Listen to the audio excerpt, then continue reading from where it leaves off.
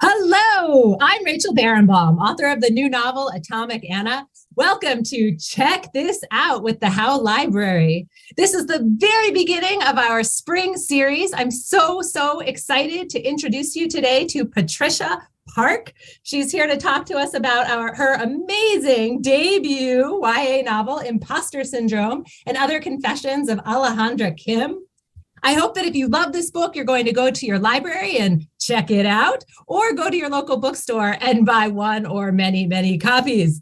We also today want to send a huge thanks to the How Library Corporation and the Jack and Dorothy Byrne Foundation for sponsoring us and for sponsoring this whole series. We're super excited to get started today. And Patricia, I cannot wait to get started and dive into this book. So before I turn it over to you, though, I am going to read your bio very quickly to introduce you to people, and then I'll turn it over to you with some questions. Great. So Patricia Park, the award-winning author of Jane, makes her young adult debut in a funny, poignant, and powerful novel about a multicultural teen caught between worlds. Oh, this is not your bio. Okay. Sorry about that. I had your bio teed up. You want me to read my bio? No. Yes, that would be great. Okay. Thank you. Sure. Patricia Park, is the award-winning author of Jane. She's an assistant professor of creative writing at American University. Her writing has appeared in The New Yorker, The New York Times, Guardian, Salon, and others. She was born and raised in Queens and lives in Brooklyn. Thank you. Okay. I've never had that happen. I'm really sorry about that. Your bio is here on the bottom. So I'm just going to reread it one more time so that when we remix for the podcast, it's going to be on there.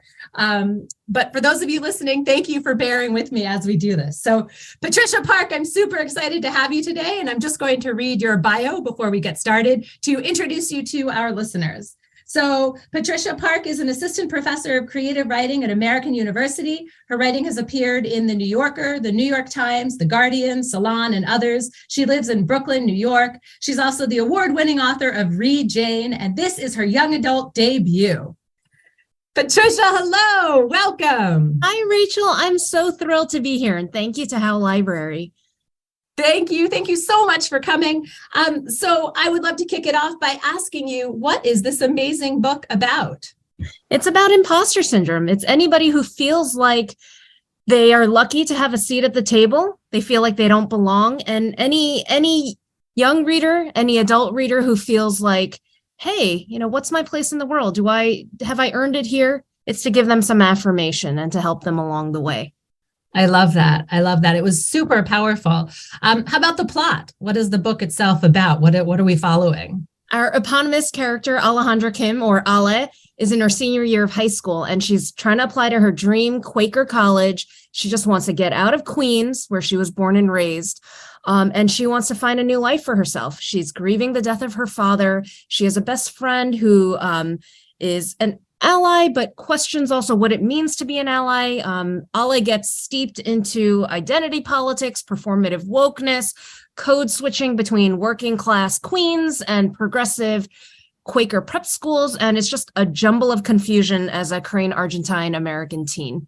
Yeah. Okay. So there we go. Korean Argentine American teen, right? That is a mouthful right there. And I just wanted to ask you about some of the personal connections, because I was lucky enough to get one of these advanced readers copies. This is what publishers, yes, I'm very lucky. Publishers send these out early to reviewers, to readers, people who run amazing book series like this one, to read them. And you had a note in the beginning of this to the reader, and it said that Alejandra Kim is very close to your own heart and your own experience. And so I was wondering if you could just share with us sort of your personal connection to this character and her journey.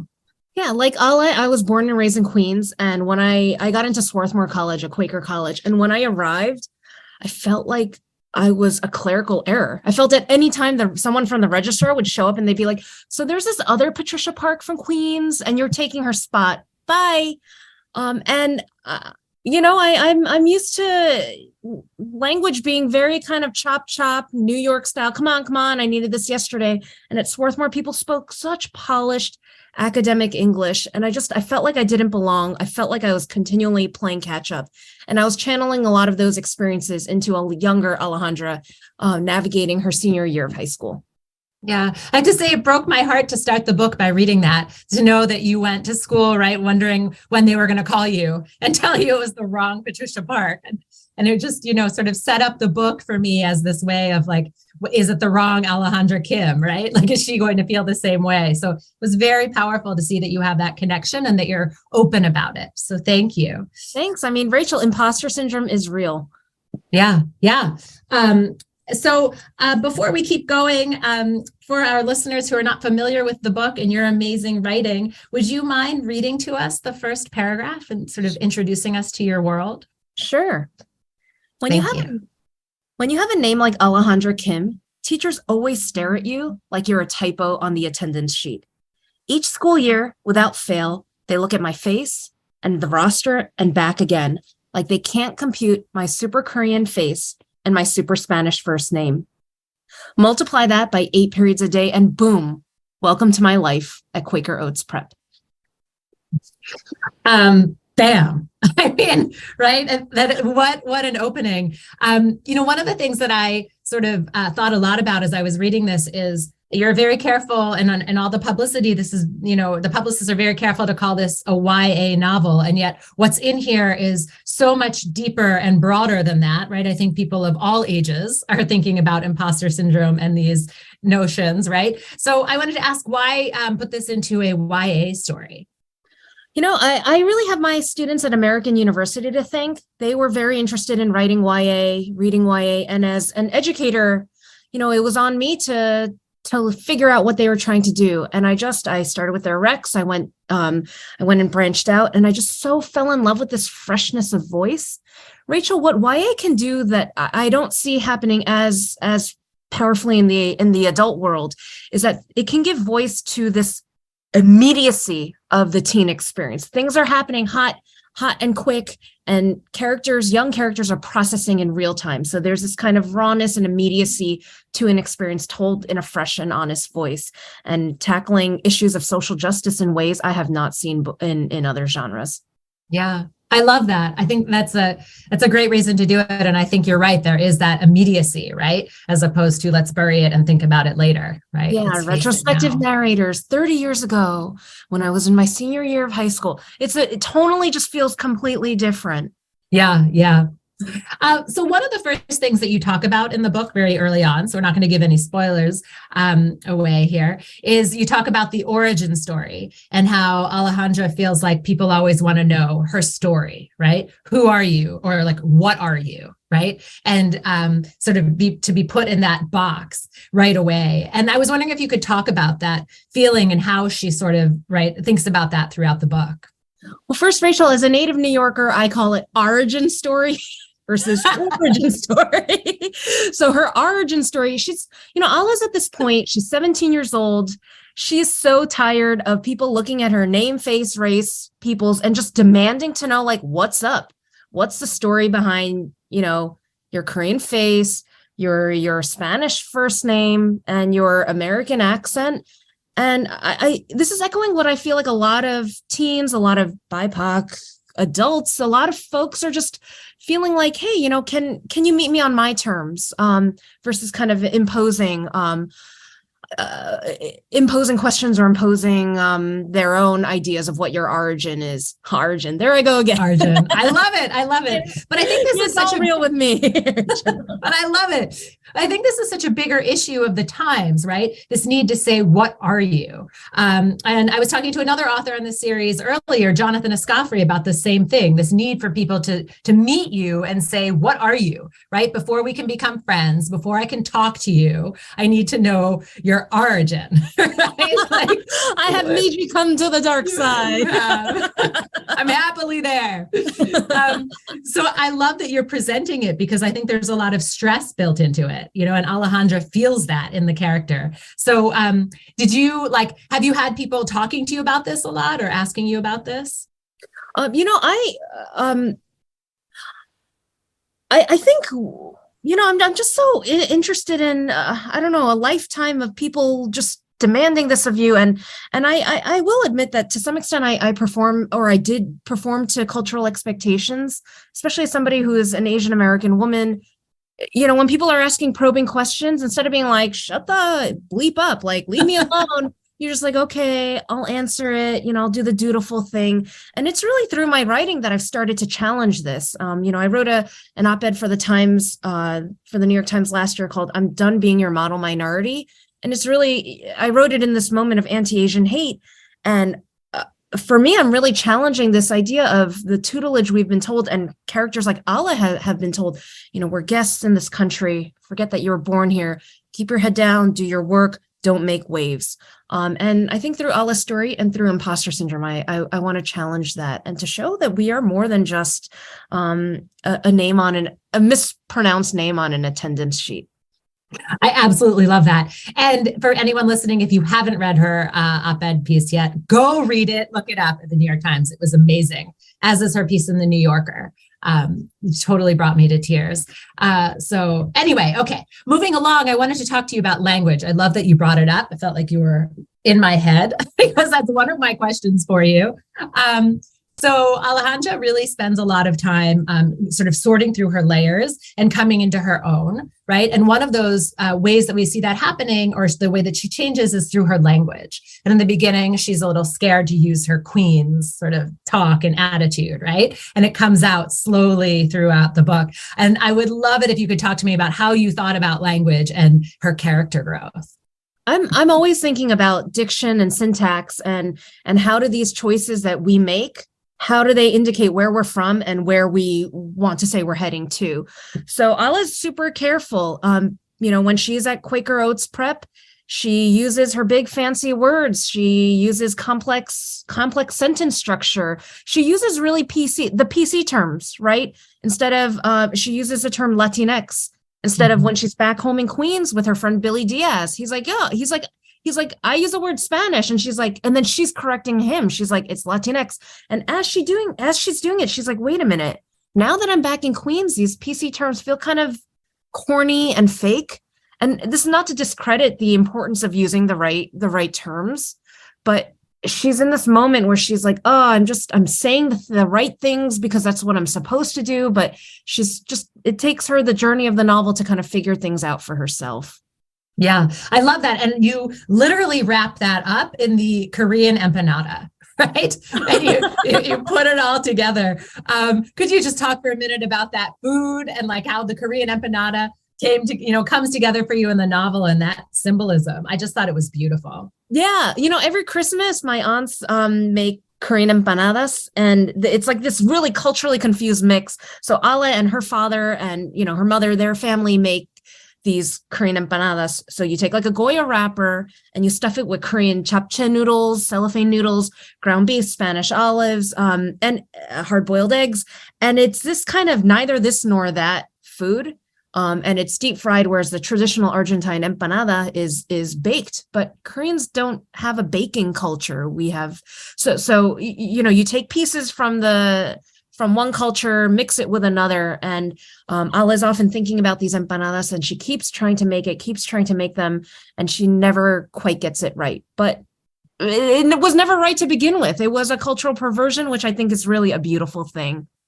Yeah, and she loves them, right? I mean, that's the point of it too, right? Come over for the holidays and we'll have some, and I would love to. Yeah, I'm taking you up on that.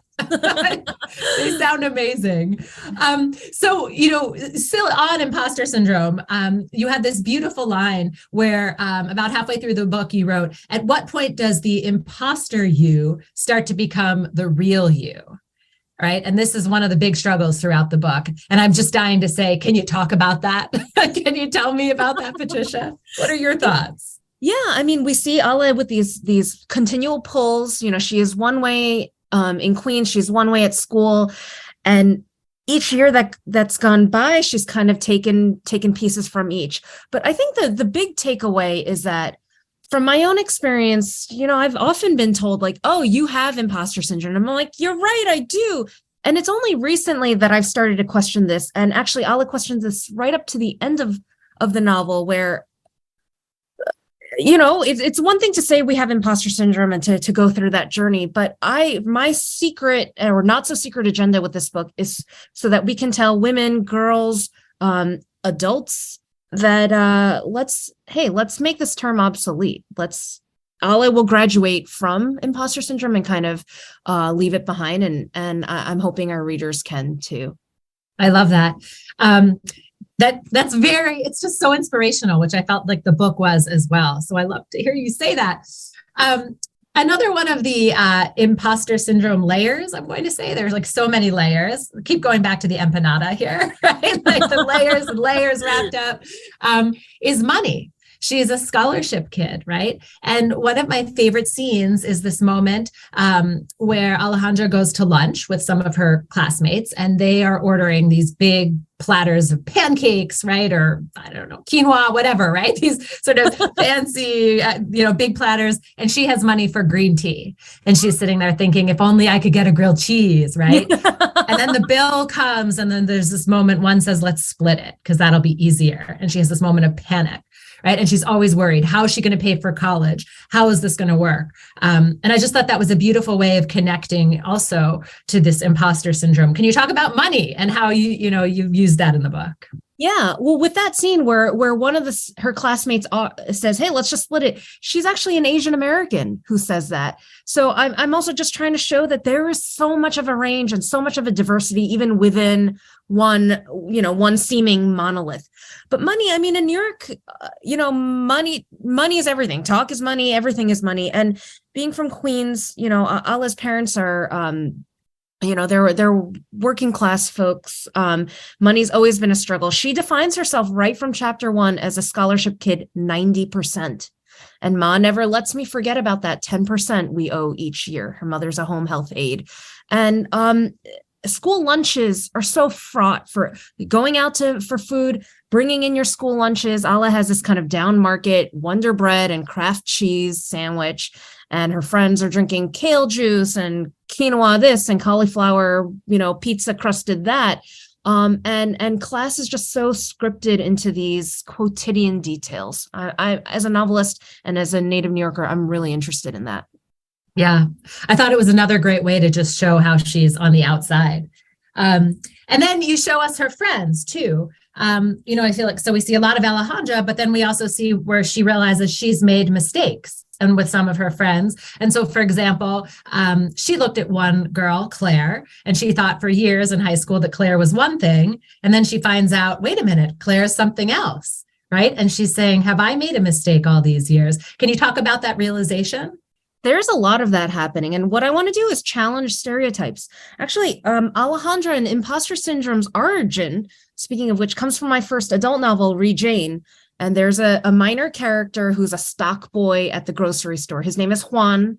And for the longest time, Jane thinks that Juan is Hwan, fresh off the boat from Korea. And at the very end of the novel, her uncle's like, no, duh, he is Juan, an Argentine of ethnic Korean descent, just like you're an American of ethnic Korean descent. So my protagonist, I gave her a little punch, like she was guilty of stereotyping. And that character, Juan Kim, is actually Papi in Imposter Syndrome. So I'm very fascinated with this. I love this idea of secondary, tertiary characters being round. And that and our own characters, right? Our own protagonists, they're not perfect. They make assumptions all the time. Claire Devereaux is this seemingly waspy, sorry if that's offensive to use that word, but I feel like it's punching up, right? She's, tall, blonde, fair featured. She's, Ala describes her as bland, pretty in the face, like a Madewell model. And Ala just feels like this like small ethnic assistant scurrying around the deity that is Claire Devereaux. And Ala starts to learn other things about her that make Claire's life seem more complicated than it is. And there are continually characters like that. And for me as a novelist, I take pleasure in that versus having all these stock characters that are just foils for the main character's journey. Yeah, I love that. I think that's why it's such a full book, because you really show us where she falls down, right, and makes her own mistakes, even though she's, right, trying to find her own way. And then, of course, you have the dry cleaner Happy Day. And I love it. You describe it as, it sounds all broken Englishy, like long time no see, or me love you long time. It's basically an open invitation to make fun of the name, like a kid with a kick me sign stuck to his back. And yet the owner lives in a huge mansion and drives, was it a Mercedes or a BMW, right? Can you talk about Happy Day and the role of that in the book? Again, stereotypes, right? Or I'm, as a Korean American from Queens, my whole community is people who own small businesses in New York City, bodegas, grocery stores, dry cleaners, nail salons. And I don't think that the patrons who go to these stores, I'm not sure how much they give space to, like, what are their stories? They were just kind of these invisible service workers kind of just fading into the background. But I want to tell our community stories. So there's a lot there. And also, in my parents' store, where I worked at growing up, I would see so many broken English signs, like Dan and yogurt spelled like without the, yogurt spelled with like an extra, U, or missing an R. And I'd be like cringing, I'm like 8. I'm like, oh, how did, but I now see those signs, and I see them all over the bodegas and all over the stores in the city. And I now feel like, I feel a moment of heart and empathy towards them. I was humiliated as a child, though. Yeah. Wow. What a difference. And you write about it very eloquently in the experience of that during COVID-19 and the lockdown, right? In your New Yorker article. So could you just give us 30 seconds on that? Because I want to plug that article. It was so good. That piece. Oh gosh. Thank you. It was AKA how I spent junior sabbatical. I was working at my family's grocery at the start of COVID. My father's immunocompromised. And I just, there was such a moment of uncertainty in year one of COVID. And so I was working, and no other businesses were open.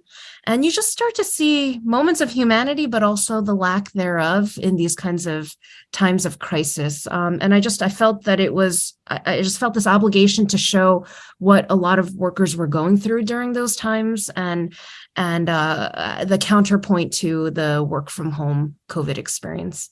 Yeah. And it was done so beautifully and so movingly. And I felt like those same sort of emotions and observations were very keenly woven into this book as well. That the different voices that people use when they're in the dry cleaner, right? And they think someone else is listening or not listening, or what they think of the people behind the counter. Just really beautiful. Thanks. Yeah. Can I make one plug for another minor character in the book? Like, we were talking about all these minor characters. And there's this one moment where Ala and her friend Billy, they go to a midtown deli called Melty's, and there's this girl, a Korean girl working the grill. She's like the sandwich girl. 11 or something, right? Yeah, she's like some little kid, a young kid. Well, she's going to go off and have her own adventure, because I'm secretly creating the Patricia Park multiverse where all my novels are linked.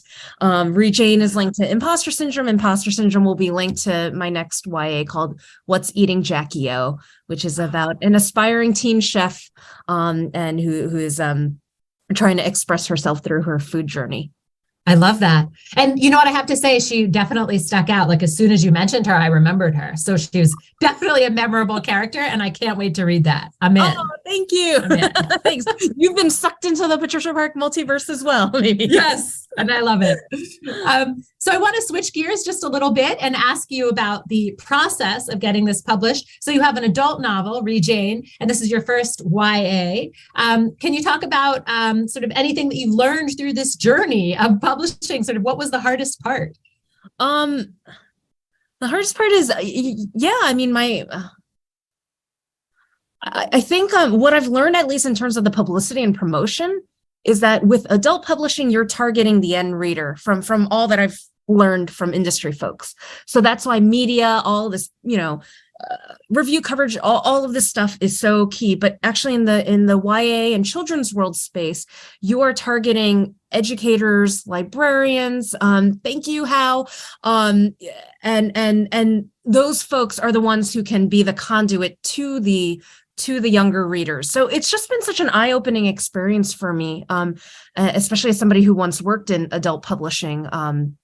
you know, and yeah, so that's one thing that I learned, and I'm just open to the process. Yeah. I love that. So what was the hardest part about the switch? Um,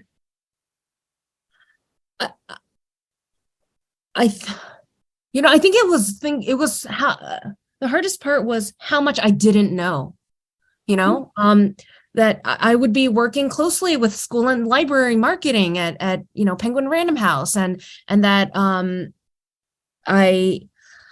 I I think as adult writers, we have so much pressure on us to build our own platforms, to do this, to do that, to do all of that, and we still have to do that in the YA space. But I think it's also trusting that there are these great networks. Like my editor is plugged in. She knows the right hands to get things to. I'm learning myself. I'm reaching out to all the educators who taught Read Jane, the librarians I worked with in the past, and saying, hey, if you're interested, here's a new book in YA that I wrote, and I'd be delighted if you enjoyed Allah's journey. That and just the sense of community. I've been really welcomed by a lot of YA writers. So it's been so rad. I feel like I've been being given a big hug. I love that. Also, I don't think I think of Patricia Park as someone who knows the industry so super well. I look at Patricia Park as someone to teach me. So to hear that you have a lot to learn, that's amazing. Oh no, so many gaps, so many holes. Yeah. What a jump. What a jump. I love it. So do you have advice for anyone who's listening today who might be thinking about writing a novel or in the middle of writing their own novels? And what advice do you have for writers out there? I like to write diary entries from my characters. It could be, they will never end up in your book, right? And even if you don't write in first person, I just love this idea that you're doing this snapshot. You're just writing about their day and trying to get into their voice, so that later when you write a scene with them from some other character's voice, you're already understanding their intentions. And even if you don't really know who this character is, just try it. Try it as a 10-minute exercise. Just sit there with your notebook, take some notes, and you're like, wait a minute. No, they wouldn't use a word like cantankerous. That's not in their vocabulary. Instead, they would say like cranky. And then these little decisions inform a composite of a character. So that would be my advice for both emerging and established writers as well. Yeah, I love that. And I also wanted to ask, what kind of advice do you have for people who are writing a novel that is so close to their own experience? I think don't be afraid to take departures. There's a lot that, as much as it might seem like Allah and I have in common, there's a lot we don't have in common. And I think as writers, I think there's a little part of us in each character we write, even the not so great ones too. So I think about that. And I think if anything, be delighted by the ways that your character pulls away from you, even though you feel like they're tethered to your side, and see where they wander to. Yeah, that's such great advice. I love that. So do you have diary entries for each of your characters? I do. I did that even, sometimes it's just, one entry, sometimes it's multiple. And then I would also write group scenes from each character's point of view. I find group scenes to be a challenge, because it's like, how does everyone like enter stage left? And I can't get the pacing right. So I rewrite each scene from that character's point of view, and then I get them all together in the original point of view so that I know what's going on. Oh, that's such a good idea, because it's really, you don't want it to sound like, left hand moves up 2 inches, right? Which is what the first 4 drafts sound like. They're like blocking the scene. Yeah, exactly. Right. He walked across the room at 2 minutes past this time. Right. Oh, so you're so mechanical and so clunky. Yeah. Right. You can't publish that. No. Yeah. Oh, that's so great. Patricia Park, thank you so much for joining us today. I absolutely love talking to you, and I absolutely love this book. I adored it. Imposter Syndrome and Other Confessions of Alejandra Kim. For those of you listening, if you haven't read this yet, go out and please buy a copy or go to your local library and pick up a copy now. Once again, you're listening to Check This Out at the Howe Library, where we bring you books and authors we think you should be listening to. Thank you so much to the Howe Library Corporation and to the Jack and Dorothy Byrne Foundation for sponsoring this series. Next up, we have some very exciting authors. We have Jenny Jackson coming on March 22nd, bringing us Pineapple Street. Then we have Priya Guns, Your Driver is Waiting, Claire Jimenez, What Happened to Ruthie Ramirez, and Nana Kwame Ajay Brenya, Chain Gang All-Stars on May 24th, rounding out our series. Our producers today are the amazing Megan Coleman and Jared Jenish. Thank you to Library Director Extraordinaire Ruby Simon, and thank you to all of you listening. I hope that you will join us again on March 22nd. Thank you, everybody.